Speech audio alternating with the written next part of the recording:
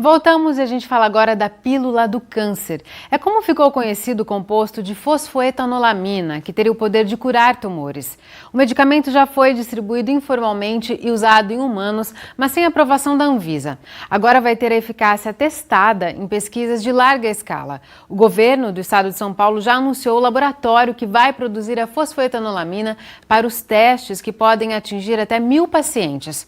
Para falar sobre o andamento desses estudos, a gente conversa com um dos pesquisadores que tem a patente do composto, o professor Marcos Vinícius de Almeida. Marcos, é um prazer tê-lo aqui no Unesp Notícias. Prazer é meu, Larissa. Marcos, as pessoas, os pacientes que tinham acesso à fosfoetanolamina por ações judiciais, eles continuam recebendo esse medicamento?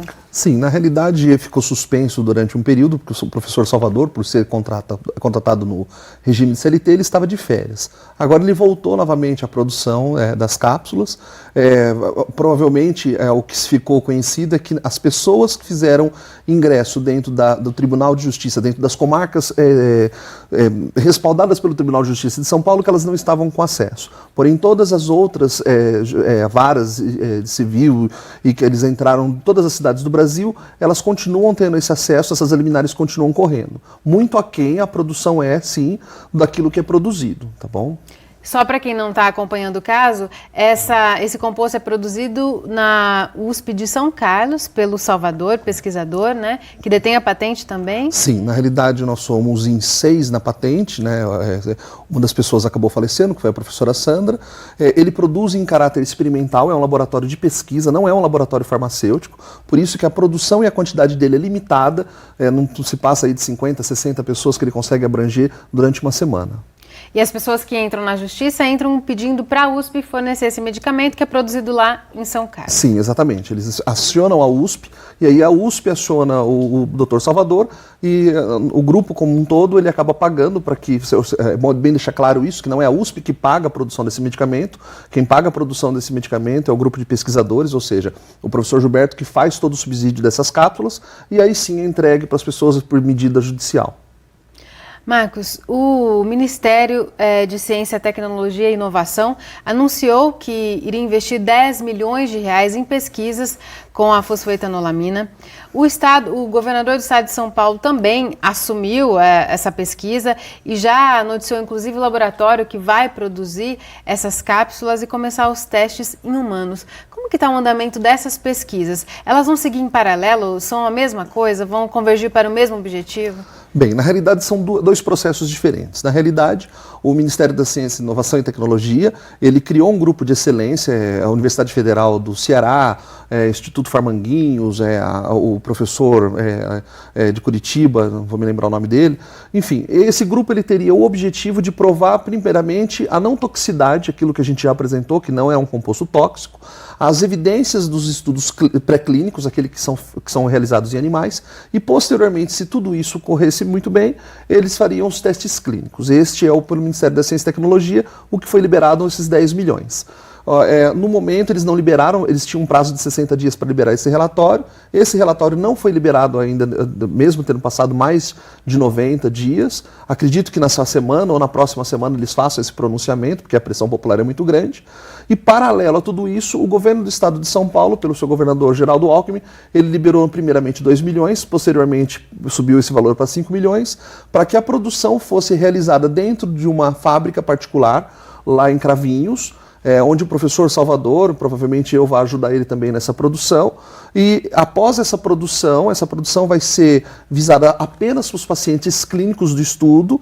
Esse produto seria repassado para a FURP, em Américo Brasiliense, onde ele faria um encapsulamento e aí daria sequência aos hospitais que participariam dessa pesquisa clínica, que os pacientes realmente tomariam esse composto, que seria o Hospital AC Camargo, o Hospital do Câncer, acho que até o Hospital Amaral de Carvalho participaria desse processo.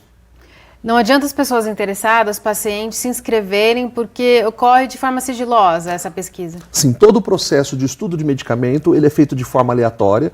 Você faz um cadastro, eu não sei como é realizado esse cadastro, em quais hospitais.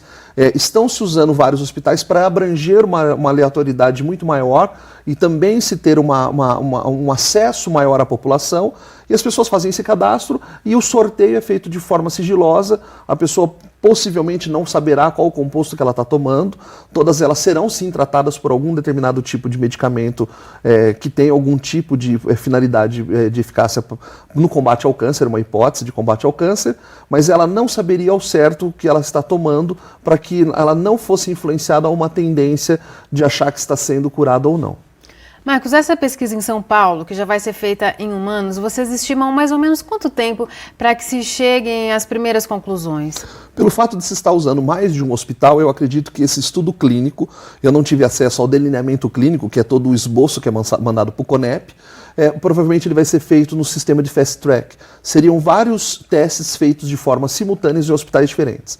Se tudo isso correr a contento e tudo isso for tendo resultados positivos, eu acredito que até um ano, no máximo em um ano e meio, a gente tem as respostas positivas ou negativas de acordo com o que se propõe os estudos.